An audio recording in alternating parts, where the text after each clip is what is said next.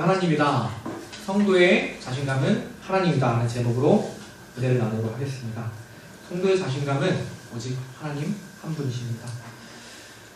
하버드 대학교의 교육심리학과 교수였던 하워드 가드너 박사라는 사람이 있습니다. 이 박사님께서 다중지능 이론을 주장했는데요. 그 내용은 이렇습니다. 사람 속에는 여러 종류의 지능이 존재한다는 것이에요. 예를 들어서 언어지능, 논리, 수학적 지능, 공간지능, 신체 운동적 지능, 문학지능, 대인관계, 자기 성찰, 자연친화, 다양한 지능을 가지고 있다 설명합니다. 사람마다 다양한 지능을 가지고 있고요. 그 지능의 높고 낮음도 사람마다 다르다고 말합니다.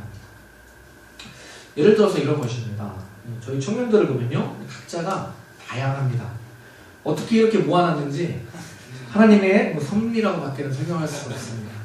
가끔 청년들과 어디를 어디 가봤자 먹으러 가겠죠? 먹으러 가면요, 처음 가는 곳에 길을 찾기 위해서 지도를 볼 때가 있습니다. 근데 핸드폰에 요즘 지도가 잘 돼 있지만 봐도 모를 때가 많아요. 한참 헤매고 이 길이 맞나 저 길이 맞나 한참 헷갈릴 때가 있습니다. 똑같은 건물 갖고 한참을 서성인다는 것이죠. 그런데요, 저희 청년 중에 길을 아주 잘 찾는 친구가 한 명 있습니다. 청년들은 그 친구가 있으면 고민하지 않고 딱 한마디만 합니다. 지도야, 안내. 지도야, 안내. 그 친구 이름을 부르지 않습니다. 지도라고 부릅니다. 그러면 이제 그 친구가 딱 한번 보고요, 자신감 있게 길을 찾아갑니다. 절대 골목길로 헤매지 않고 한 번에 찾아가는 것이죠. 남들보다 공간 지능이 뛰어나기 때문입니다. 이런 식으로 하워드 박사님께서 다중지능 이론을 주장했는데요. 재밌는 것은 성공한 사람의 공통점이 있다는 것이에요. 이런 다중지능 가운데 자신이 높은 지능에 집중한 사람, 자신이 가지고 있는 지능 중에 가장 높은 것에 집중한 사람이 성공할 수 있었다 말했습니다. 우리의 문제는 어떤 지능이 낮아서가 아니라 높은 지능을 살리지 못하기 때문이다. 쉽게 말해서 잘하는 것에 집중해야 성공한다 라고 말했다는 것이죠. 이것을 잘 보여주는 영화가 하나 있습니다. 오래된 영화인데요, 톰 행크스 주연의 포레스트 검프라는 영화입니다. 영화의 주인공인 포레스트 검프는요, 지적 능력이 좀 떨어지는 사람입니다. 거기다가 다리도 좀 불편한 사람이에요. 가정 형편도 불우했습니다. 어느 날 학생 때 자신을 괴롭히는 아이들을 만나게 된 것이죠. 괴롭힘을 당하는 상황 가운데 있으니까 포레스트 검프의 여자친구가 제니라고 하는 친구인데, 포레스트 검프에게 이렇게 외칩니다. 포레스트, 무조건 뛰어, 도망쳐, 무조건 뛰어 라고 포레스트에게 이야기합니다. 그 말을 들은 포레스트는요, 무작정 뛰기 시작합니다. 그러다가 자신이 빨리 달릴 수 있다는 사실을 알게 됩니다. 그 포레스트는요, 뛰고 또 뛰는 일에만 집중합니다. 영화는요, 되게 재밌습니다. 어느 날은 자기 앞에 날아온 공을 붙잡고요, 엉겁결에 뛰다가 터치다운을 하게 됩니다. 그것을 계기로 미식축구 선수로 대학까지 진출하게 돼서요, 최고의 선수상을 받습니다. 또 베트남 전쟁을 참가하게 되는데요, 함께 전쟁에 참여한 전우가 폭격에 맞고 죽을 위기에 있자 그를 들고 빠른 걸음으로 구해서 국가 훈장을 받고 영웅이 됩니다. 포레스트가 잘할 수 있는 것은 달리기 하나였어요. 달리기 하나에만 집중해서 승리할 수 있었습니다. 젓가락 하나를 가지고도요, 세숫대야에 있는 물을 넘치게 할 수 있습니다. 한 방향으로 쭉 계속 돌면 되는 것이죠. 집중의 힘입니다. 오늘 우리가 사는 세상은요, 너무나 많은 이야기들의 홍수 가운데 있습니다. 너무나 많은 가치와 판단, 그 선입견이 우리를 힘들게 합니다. 혼란스럽게 만듭니다. 누구는요, 복수를 끝없이 말하는 사람이 있습니다. 누군가는 그 마음 가운데, 그 입술에 염려가 떠나지를 않습니다. 어떤 사람은 성공만이 평생의 주제인 사람이 있습니다. 각자 자기 소견에 옳은 대로 자신이 원하는 걸 바라보며 살아갑니다. 그리고 그 사람이 집중하는 그 한 가지가 평생의 행복을 좌우합니다. 성도는 세상과 구별되는 사람입니다. 하나님을 믿기 때문입니다. 그것이 성도의 정체성입니다. 내 삶에 역사하신 하나님의 이야기. 세상에서 하나님과 동행한 이야기, 오직 성도만이 할 수 있는 이야기입니다. 그런데 오늘날은요, 그 모습을 잃어버리고 있다는 것이죠. 하나님이 아니라 다른 것에 집중하기 때문입니다. 자기 만족에 집중합니다. 사람들의 시선에 집중합니다. 세상에서의 성공에 집중하며 살아갑니다. 성도의 자신감이 하나님이 아니라 점점 좋은 직장, 그리고 좋은 집, 좋은 차가 되어가고 있습니다. 그런 우리를 보고요, 세상이 이렇게 말하는 거예요. 질문을 던집니다. 너희들 왜 그러는 거야? 너희들이 잘하는 거 하나님과 관련된 거 아니었어? 그리스도인이라는 사람들이 왜 다른 것에 집중하고 있는 거야? 그런 거는 우리가 잘하는 거야. 사랑하는 성도 여러분, 우리는 무엇에 집중하고 있습니까? 성도는 하나님께 집중하는 사람입니다. 성도의 삶은 하나님께 집중할 때 가치 있습니다. 성도의 자신감은요, 돈, 명예, 직장이 아닙니다. 오직 하나님, 오직 하나님의 십자가 복음만이 우리의 자신감입니다. 오늘 본문에 나온 바울은요, 바로 그런 삶을 살았습니다. 너 진짜 사도 맞냐? 너가 전한 복음 진짜 복음 맞냐? 바울의 정체성과 그가 전한 복음을 의심하는 사람들을 향해서요, 그는 다른 이야기하지 않았습니다. 걱정과 두려운 마음으로 흔들렸던 것이 아니라 자신감이 가득 찬 어조로 오직 하나님, 그분의 은혜만을 이야기합니다. 하나님께만 집중했기 때문입니다. 오늘 본문은요, 쉽게 말해서 바울의 간증입니다. 간증은요, 크게 세 가지 요소로 구성되고 있습니다.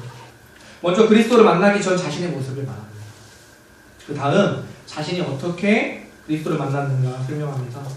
마지막으로 그리스도를 만난 후 자신의 삶에 어떠한 변화가 있었는지를 이야기하고 있습니다. 간증의 주제는요, 처음부터 끝까지 오직 그리스도만을 말합니다. 자신의 어떠한 공로, 나의 자랑, 자신의 경험에 대해서 이야기하지 않습니다. 오직 하나님의 은혜만을 드러냅니다. 바울의 삶을 가장 잘 나타내는 성경 구절이 있는데요, 고린도전서 15장 10절입니다. 그러나 내가 나 된 것은 하나님의 은혜로 된 것이니 내게 주신 그의 은혜가 헛되지 아니하여 내가 모든 사도보다 더 많이 수고하였으나 내가 한 것이 아니요 오직 나와 함께 하신 하나님의 은혜로다.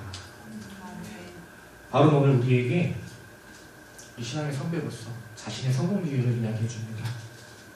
자신의 그 넘치는 자신감의 근원이 무엇인지 우리에게 알려줍니다.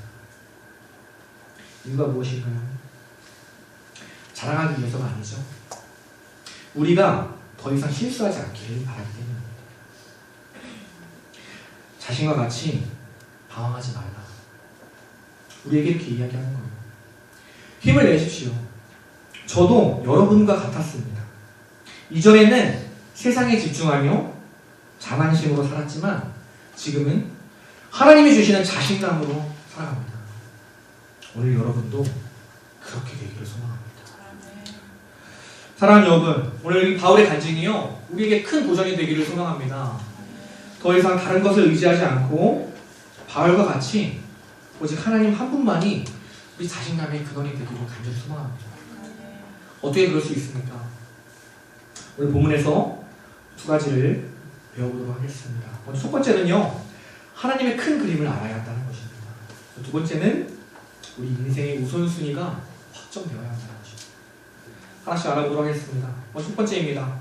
복음을 듣게 된 바울은요, 하나님을 만난 바울은 그분의 큰 그림을 깨달았습니다. 자신의 삶을 하나님께서 책임지신다는 것을 알게 되었습니다. 오늘 본문 15절 16절입니다.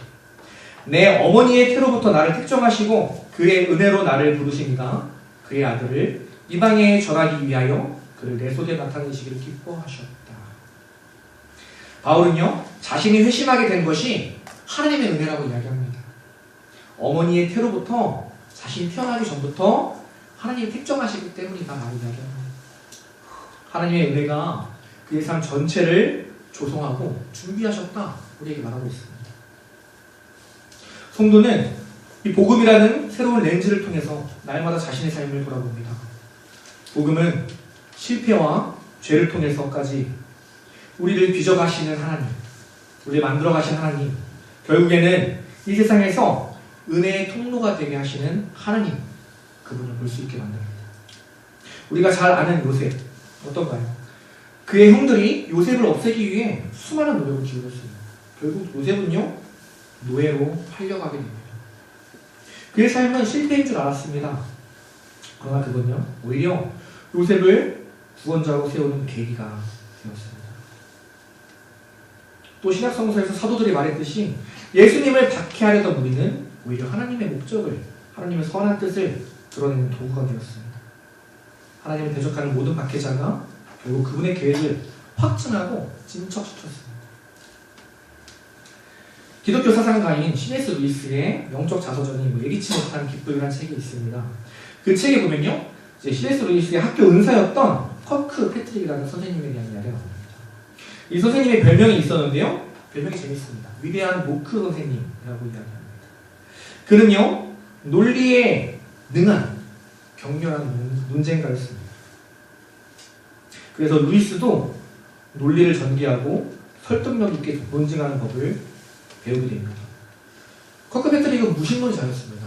그래서 그의 제자였던 루이스까지도 자신과 같이 무신론자가 되기를, 그 불신을 확실히 붙들기를 원했습니다. 그래서 더욱 논리를 가르쳤습니다. 그러나 세월이 흘러서요, 그리스도인이 된 C.S. 루이스는요, 결국 그 위대한 노크 선생님이 잘 훈련시켜준 덕분에 20세기의 가장 위대한 기독교 신앙 변증가 중 한 명이 되었습니다. 이런 일들이 일어나는 이유가 무엇입니까? 바울이 복음을 받은 이유가 무엇입니까? 바울이 하나님을 기쁘게라도 했었나요? 아니라는 것입니다. 하나님께서 순전히 그의 은혜를 베푸셨기 때문입니다. 바울에게 어떠한 가치가 있어서, 바울이 어떠한 일을 잘해서 하나님께 흡족해서가 아니라 그저 바울에게 자신의 사랑과 은혜를 베푸시는 것이 하나님 마음에 기쁘고 즐거웠기 때문입니다. 하나님은 늘 그렇게 일해 오셨습니다. 신명기 7장에서는요, 모세가 하나님의 백성 이스라엘에게 이렇게 이야기합니다. 여호와께서 너희를 기뻐하시고 너희를 택하심은 너희가 다른 민족보다 수요가 많기 때문이 아닙니다. 너희는 오히려 민족 중에 가장 적으니라. 여호와께서 다만 너희를 사랑하셨기 때문이다.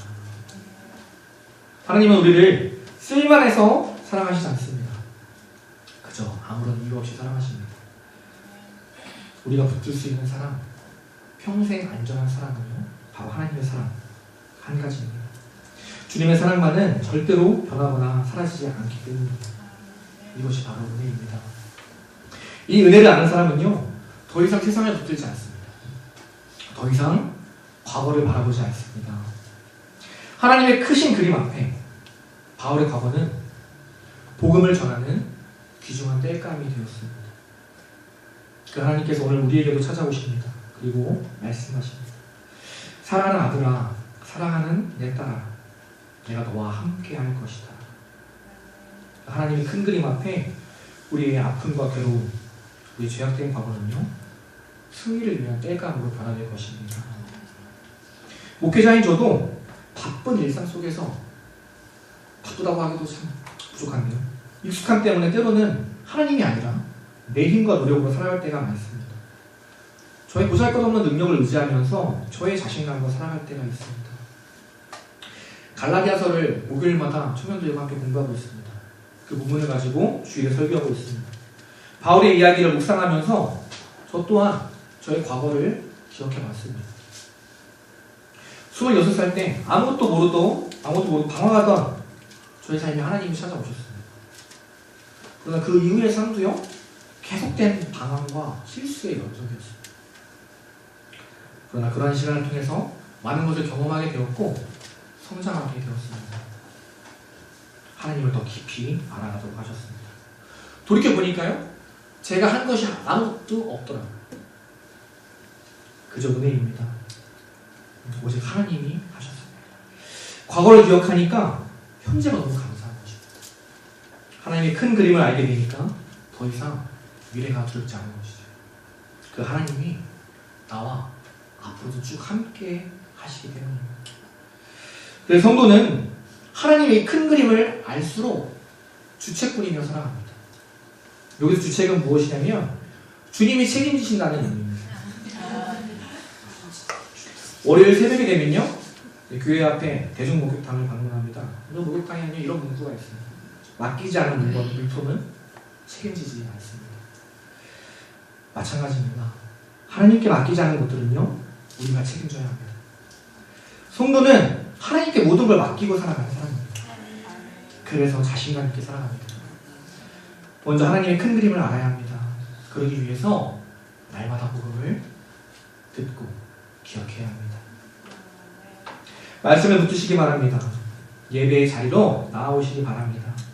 그러한 시간을 통해서 내 삶을 하나님께 조금씩 맡기기 시작하는 것이죠. 한 주간의 삶 속에서 나의 삶, 하나님이 책임져 주실 것이다. 그런 믿음으로 자신과 함께 살아가는 저와 여러분에게 소망합니다. 다음 두 번째로요, 하나님을 만난 바울은 삶의 우선순위가 바뀌었습니다. 바울의 간증은 자신이 어떤 사람이었고 그런 자신을 하나님이 어떻게 회심시켰다, 그것에 머물지 않습니다. 그것을 넘어서 하나님 은혜 아래서, 하나님의 그 놀라운 은혜 아래 살아가는 자들이 어떤 삶을 살아가는 것인지 우리에게 설명해 줍니다. 바울은 하나님을 만나고요, 혈육 또는 자신보다 먼저 된 사도들을 의지하지 않고 그들을 만나지 않고 아라비아로 갔다 이야기합니다. 바울은 하나님을 만나고 곧바로 사람에게 향하지 않았습니다. 곧바로 사역을 시작하지도 않았습니다. 아라비아로 가서 하나님께 집중했습니다. 아라비아는요, 우리 인생의 최우선의 장소입니다. 오직 하나님과만 독대하는 장소입니다. 바울은 그 아라비아의 3년이라는 시간 동안 하나님과 단둘이 지내며 많은 것을 나눴을 것입니다. 어떤 삶이었을까요? 자신을 향한 하나님의 계획을 하나하나 설명 듣고 왜 자신이 그토록 하나님을 오해했는지 하나님께 물었을 것이에요. 성경을 다시 읽으면서 하나님의 마음을 알아가고 때로는 부르짖고 때로는 침묵하고 때로는 두 손을 들고 찬송하며 자신을 택하고 부르신 하나님의 은혜, 자신을 위해 죽으신 예수 그리스도의 십자가의 사랑 때문에 몇 날 며칠은 또 울었을 것입니다. 성도의 삶에 있어서 말씀을 묵상하며 하나님을 인격적으로 알아가는 일은 무엇보다도 중요합니다. 그것이 하나님의 은혜 아래 살아가는 지름길입니다. 우리가 살고 있는 이 시대는 활동과 성취와 결과만 너무 강조하고 있습니다. 그래서 묵상과 성찰은 뒷전으로 밀려나 버렸습니다. 바울은요, 그 다음으로 예루살렘으로 올라가 자신이 핍박했던 사람들, 자신을 두려워했던 사람들, 예수의 제자 베드로와 야고보를 만납니다. 그들에게 아마도 사죄했을 것입니다. 그리고 그들의 증언을 듣고 한 마음을 품었을 것입니다. 마지막으로 시리아와 길리기아를 방문합니다. 그때야 비로소 자신의 사명을 감당합니다. 이 순서가 중요합니다. 성도의 삶에서 가장 먼저 우선되어야 할 것, 바로 하나님과의 독대입니다. 그 다음 동역자들과의 만남, 그 이후에 사명의 자리로 나아가는 것입니다. 그리스도인의 삶이란 예수님으로 말미암아 하나님과 깊이, 하나님과의 관계에 있어서 깊이 뿌리를 내리는 것이 먼저입니다. 그리고 다른 신자들과 연합하여 서로 섬기며 살아갑니다. 그렇게 살 때 하나님께서 영광을 받으십니다. 바울은 예루살렘에 있는 성도들이요, 나로 말미암아 하나님께 영광을 돌렸다 이야기합니다. 복음을 듣고 변화된 바울의 삶과 다른 이들을 섬기는 모습으로 인해서 사람들은 바울을 떠났던 게 아니라 하나님을 사랑하게 되었습니다. 사랑하는 여러분, 내일이면 또 한 주가, 오늘부터죠, 한 주가 시작됩니다. 내일은 또 월요일이 되고요, 우린 또 분주한 삶 속에서 하루하루를 살아갈 것입니다. 때로는 이 주일 예배에 다짐이 무색하게 하나님을 놓쳐버리고 살아갈 것입니다. 때로는 사역이 급해서, 당장 눈앞에 있는 사람과의 교제가 급해서 기도도 잊으며 살아갈 것입니다. 어떻게 해야 합니까? 우리에게도 이 바울과 같은 아라비아의 3년이라는 시간이 필요합니다. 사람이 아니라 하나님이 우선순위가 되어야 합니다. 먼저 하나님께 가시기를 바랍니다. 하나님과 독대하시기 바랍니다. 그 다음이 교제입니다. 그리고 그 다음이 사역입니다. 저도 사역할 때요, 신방을 할 때나 찬양 인도를 할 때 아무리 최선을 다하고 노력한다고 하지만 이 아라비아의 시간을 갖느냐 안 갖느냐가 큰 차이를 만들어냅니다. 잠시라도 짬을 내어 하나님께 기도하고 묵상하며 나아갈 때 그 시간을 포기하고 더 많은 연습을 하는 것보다 저희 마음 가운데 더 많은 평안이 찾아옵니다. 마음이 분주하지 않고요, 주님이 나와 함께 하신다, 주님 나의 자신감이 되어주신다는 마음, 그 마음 붙들고 나아가게 된다는 것이죠. 하루를 시작하기 전에 말씀을 묵상하고 자기 전에 잠시라도 짬을 내어서 하나님께 기도하고, 별거 아닌 것 같지만 이러한 것들이 삶의 우선순위를 세우는 큰 차이가 된다는 것이에요. 그 차이가 신앙의 깊은 차이를 만들어냅니다. 그런 삶을 통해서 실패에서 성공으로, 좌절감에서 자신감으로 우리의 삶이 변화되게 될 것입니다. 오늘 말씀을 정리합니다. 바울의 간증을 살펴봤습니다. 오늘 이러한 간증은 우리 그리스도인들, 우리 모든 성도들에게 있어야 할 내용일 것이에요. 바울처럼 북적이진 않아도요, 엄청난 열매를 맺지 못하더라도 창세전에 나를 택하시고 놀라운 은혜로 나를 불러주셔서 성도로 삼으신 그 일에 대해서 그 마음 가운데 새기고 우리는 그것을 기억하며 살아가야 할 것입니다. 하나님의 자녀는 담대하게 살아갑니다. 아버지가 강하기 때문입니다. 배우 안선영의 신앙 특강 중에 이런 내용이 있었습니다. 160cm, 78kg, 예쁘지 않은 친구가 자신에게 있었다고 합니다. 평범하다는 이야기죠. 그런데 그 친구가요, 17세 이후로 단 한 번도 연애를 쉰 적이 없다고 합니다. 청년들 잘 듣세요. 그런데 그냥 연애를 안 쉰 것이 아니라 킹카, 훈남들하고만 사귀었다고 합니다. 집이 부자도 아니었습니다. 굉장히 평범한 자녀였다고 해요. 이유가 무엇이었을까요? 그가 좋은 남자를 만난 비결은 바로 자신감이 있었습니다. 당당함이었습니다. 주눅들지 않은 태도였어요. 난 좋은 여자다. 나를 만나면 행복해질 것이다. 열등감이 그 안에 전혀 없었습니다. 그게 그 자매의 매력이 되었다는 것이에요. 그게 사람을 이끌었다고 합니다. 이것과 비교할 수 없는 진짜 당당함이 성도에게 있습니다. 바로 하나님 아버지께서 우리와 함께 하시기 때문입니다. 우리 아버지가 바로 하나님이시기 때문입니다. 성도의 자신감은 오직 하나님입니다. 우리 청년들 이제 예배 후에 구역 모임을 합니다. 그때 할 일이 무엇입니까? 일주일간 믿음으로 사는 이야기를 하는 것이죠. 뻔한 세상 속에서 하나님이 내 삶에 이렇게 역사하셨다, 이런 믿음으로 승리했다, 그러한 이야기들 서로 나누며 간증하는 것입니다. 그것이 바로 교제입니다. 우리 공동체 안에 이러한 간증이 넘쳐나기를 소망합니다. 더 이상 실패감과 패배감 가운데 살아가는 것이 아니라 주님이 주시는 그 놀라운 은혜로 오늘도 내일도 날마다 승리를 경험하며 살아가는 저와 여러분, 우리 사랑의 교회 되기를 간절히 소망합니다. 기도하겠습니다. 아버지 하나님, 우리에게 행하신